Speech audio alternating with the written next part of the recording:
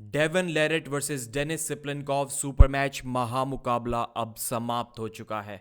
ये शायद ना सिर्फ इस साल का बल्कि इस दशक का, इस शताब्दी का या फिर आर्म रेसलिंग हिस्ट्री का सबसे बड़ा सुपर मैच था, सबसे ज़्यादा पॉपुलर सुपर मैच था।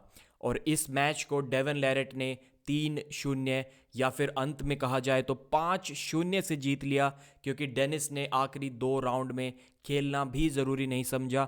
इतनी ज़्यादा डोमिनेंस थी डेवन लेरेट की। ईस्ट वर्सेस वेस्ट 10 इवेंट का नाम था। लिंक डिस्क्रिप्शन में मिल जाएगी। $20 यानी कि 1600 रुपये देकर आप 1700 रुपये देकर आप खरीद सकते हैं इस इवेंट को, अगर चाहें तो 11 नवंबर को शुरुआत हुई और मैच ख़त्म होते होते 12 नवंबर की डेट आ गई थी इंडियन टाइम के हिसाब से।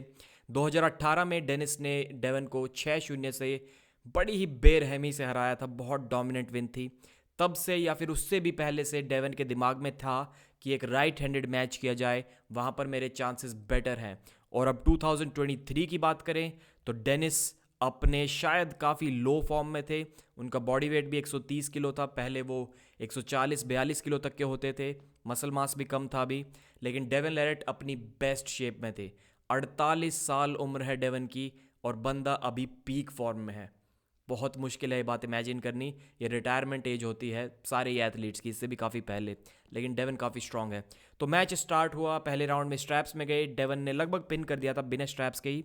लेकिन उसके बाद जब स्ट्रैप बंधा तो डेवन ने जो अटैक करना स्टार्ट किया, पहले प्रोनेट किया, साइड प्रेशर लगाया, फिर वापस आए, फिर साइड प्रेशर वापस। ऐसा नहीं कि डेनिस वापस खींच रहा था डेवन को, डेवन खुद ही साइड प्रेशर, पता था पिन नहीं आएगी, अभी इतना थका नहीं है डेनिस, वापस, फिर साइड प्रेशर, प्रोनेशन, फिर वापस। तो ये चीज़ बैक एंड फोर्थ एक कोई झूले जैसा मोशन लगभग 10-15 बार आराम से बिना रुके, बिना सांस लिए डेवन ने 1 सेकंड में 2-2 बार आप मान सकते हैं, इतनी जल्दी ये मोशन किया। और उसके बाद अंत में आके प्रेस की कोशिश की, प्रेस से राउंड नहीं आया। उसके बाद फाइनली टॉप रोल करके पिन पैड पे डेनिस के हाथ को लगा दिया।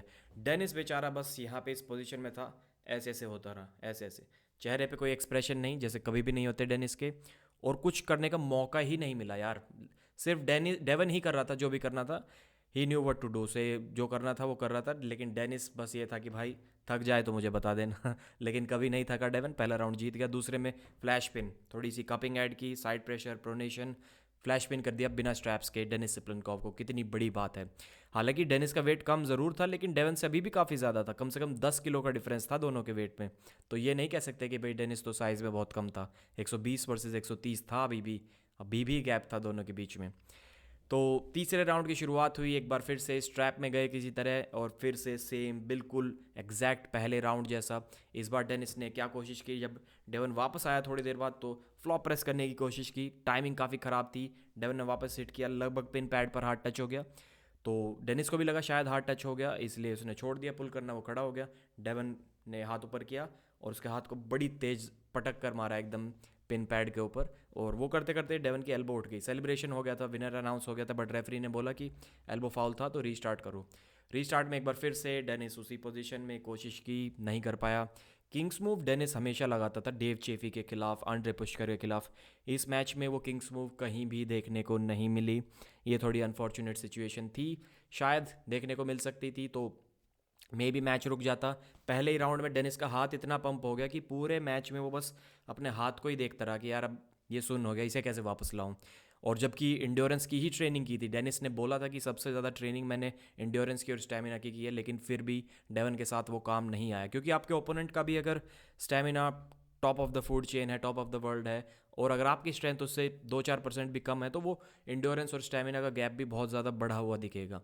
अगर दूसरे का इंड्योरेंस स्टेमिना है ही बेकार, लेकिन आप थोड़े से वीक हो, तो आप मैच को रोक के हरा सकते हो। बट डेवन के साथ ये सब चीज़ें नहीं चलती, स्ट्रेंथ बराबर होना बहुत ज़रूरी है, जैसे कि गिनाडी क्विकविनिया ने मैच जीत के दिखाया था।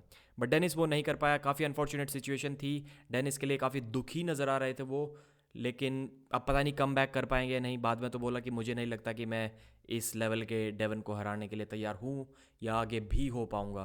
तो डेनिस फैंस के लिए थोड़ी दुखी सिचुएशन थी, थोड़ा दुख का मोमेंट था मेरे लिए भी।